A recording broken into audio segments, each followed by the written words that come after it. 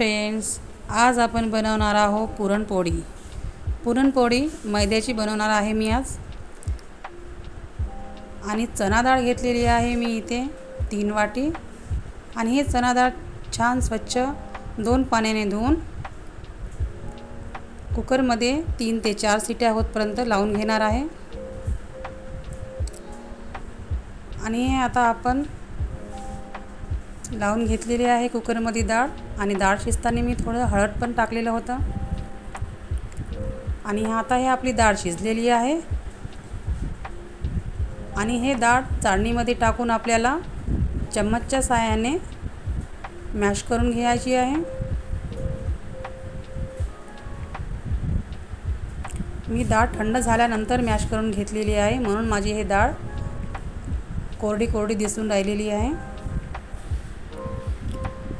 आता आपण पूर्ण डाळ मॅश करून घेऊया.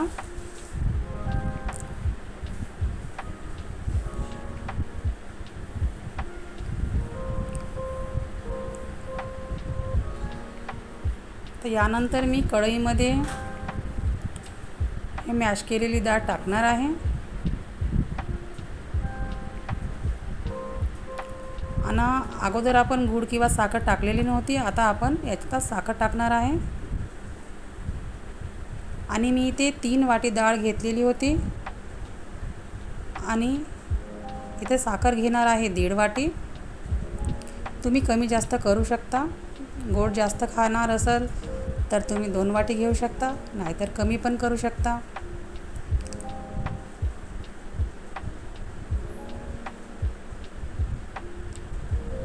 आता हे आपण छान शिजवून घेऊ फिरवून फिरवून. याच्यात कसं पाणी सुटणार आहे आता. आणि हे नरम बॅटर तयार झालेलं आहे आपलं. आणि हे छान फिरवून फिरवून आपल्याला शिजवून घ्यायचं आहे, कारण तो साखरेचा कच्चापणा ठेवायचा नाही आपल्याला. आणि आता यात टाकणार आहे मी तूप घेतलेलं आहे मी इथं 3 चम्मच.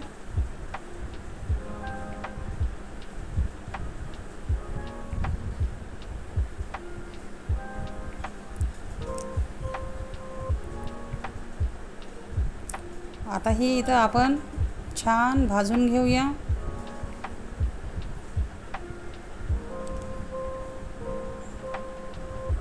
घट्ट होईपर्यंत छान परतून घेऊ आपण इथं. आणि मी इथे विसरली होती मीठ टाकणं. इथं चिमूटभर मीठ टाकणार आहे. कोणतेही पदार्थ आपण गोड पदार्थ बनवत असताना त्यात चिमूटभर मीठ टाकलं तर खूप स्वाद वाढते.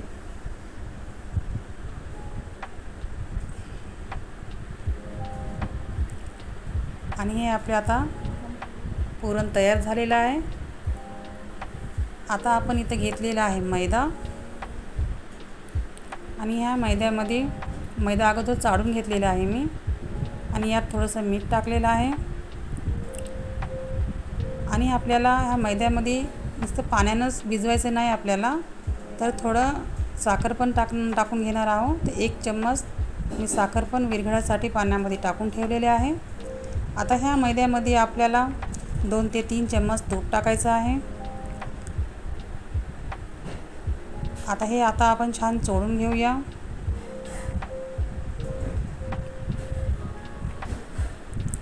तर यानंतर आपण जे साखर पाणी करून ठेवलेलं होतं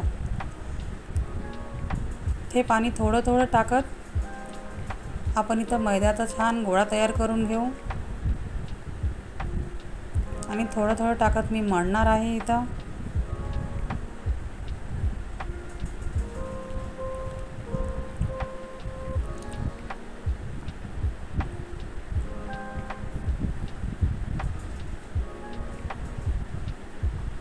आता हे आपला मैद्याचा छान गोळा तयार झालेला आहे.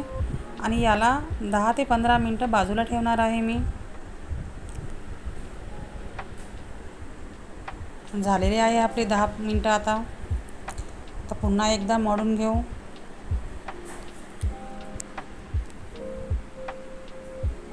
तुम्ही पीठ आणि मैदा हे दोन्ही मिक्स करूनही बनवू शकता, पण मी इथे फक्त मैदा वापरून बनवणार आहे. आता हा छान छोटासा गोळा घेतलेला आहे मी। आता आपण अगोदर तेल गरम करायला ठेवूया। मी इथे एक लोखंडाची कढई घेतलेली आहे।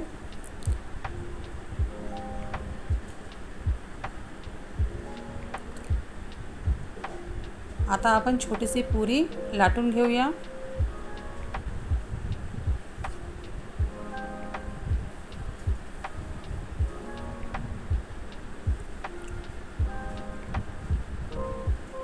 आता यात आपण जे पुरण तयार केलेलं होतं ते पुरण टाकणार आहे याच्यात थोडंसं 1 चम्मच।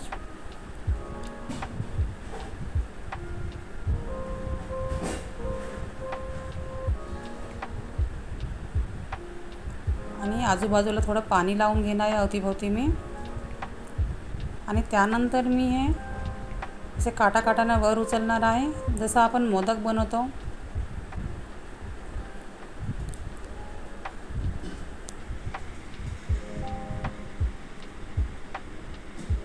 आणि वरचा थोडंसं काढून घेणार आहे आणि थोडंसं पुन्हा पाणी लावून बोटाच्या साहाय्याने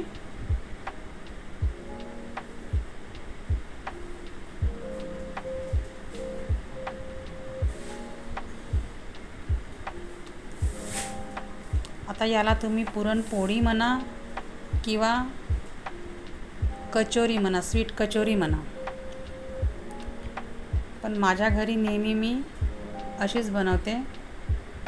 आता हे आपण मीडियम टू फ्लेमवर तळून घेऊया।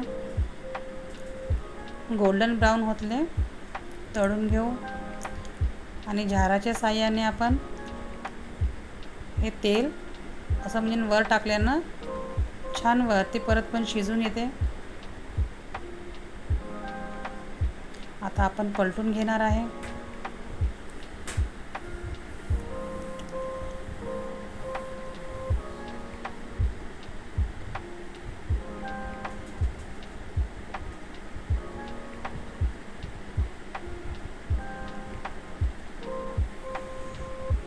तुम्हाला माझा हा व्हिडिओ आवडल्यास लाईक, शेअर आणि सबस्क्राईब नक्की करा।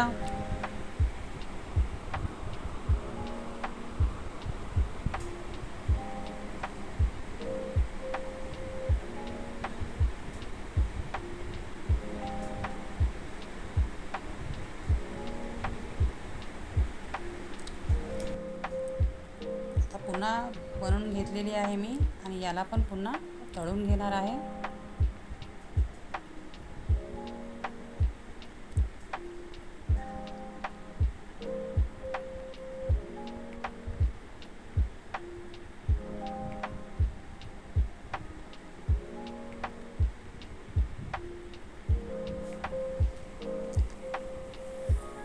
आता एक एक करून आपण सर्व पुरणपोळी लाटून आणि तळून घेऊया।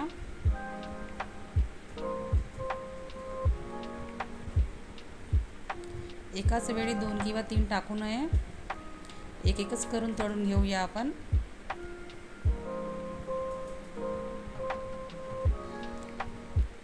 चला तर झालेली आहे रेडी आपली पुरणपोळी। आता याला तूप लावू आपण।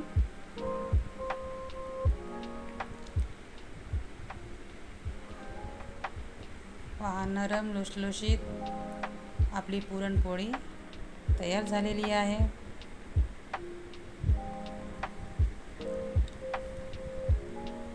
धन्यवाद फ्रेंड्स।